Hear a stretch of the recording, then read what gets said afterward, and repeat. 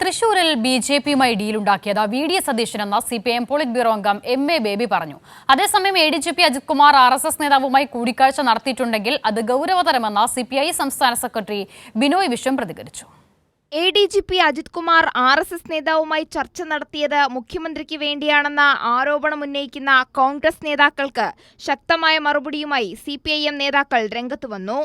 CPIM-നെയോ ഇടതുപക്ഷ ജനാധിപത്യ മുന്നണിയോ സംബന്ധിച്ചിടത്തോളം RSS-ഉമായിട്ട് ഒരു തരത്തിലുള്ള ഒത്തുതീർപ്പുമില്ല. CPIM-ഉം BJP-യുമായിട്ട് RSS ആയിട്ടോ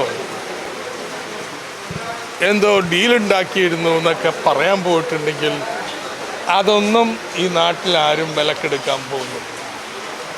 ഇതൊക്കെ ആസൂത്രിതമായിട്ട് നടക്കുന്ന രാഷ്ട്രീയ ലക്ഷ്യത്തോടെ വളരെ വലിയ ഗൂഢാലോചനയിൽ നിന്ന് ഉരുത്തിരിഞ്ഞിട്ടുള്ള പ്രചരണമാണ്.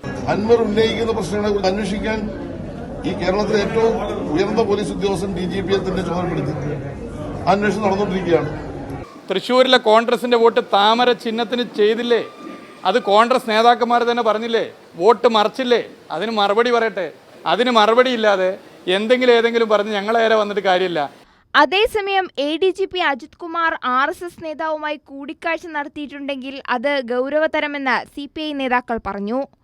കേരളത്തിൻ്റെ സാംസ്കാരികോത്സവമായ തൃശ്ശൂർ പൂരം അലങ്കോലപ്പെട്ടതിൽ പങ്കുണ്ട് എന്നാരോപിക്കപ്പെടുന്ന ഒരു ഉദ്യോഗസ്ഥൻ ആ പങ്കിൻ്റെ പുറകിൽ ഒരു കൈയുണ്ട് എന്ന് എല്ലാവരും കേൾക്കുന്ന RSS-ൻ്റെ മേധാവിയുമായി നടന്ന ഈ കൂടിക്കാഴ്ചയുടെ അർത്ഥമെന്താണ്, ലക്ഷ്യമെന്താണ്, ഉള്ളടക്കമെന്താണെന്ന് അറിയാൻ എല്ലാവർക്കും ആകാംക്ഷയുണ്ട്. ആ ആകാംക്ഷ കമ്മ്യൂണിസ്റ്റ് പാർട്ടിക്ക് കാണും.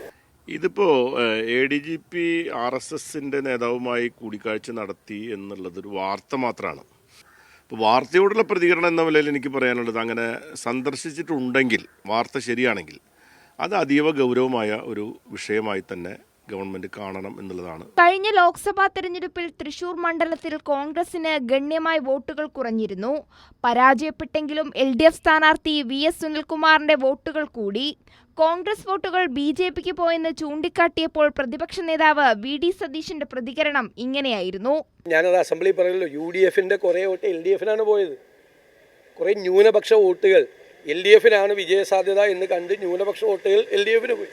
അതിൻ്റെ ഗുണം സുനിൽകുമാറിന് കിട്ടാതെ പോയത്. ശരിക്കും സുനിൽകുമാർ ജയിച്ചു പോകേണ്ടതാണ് അതിൻ്റെ അകത്ത്. News desk Kairali news.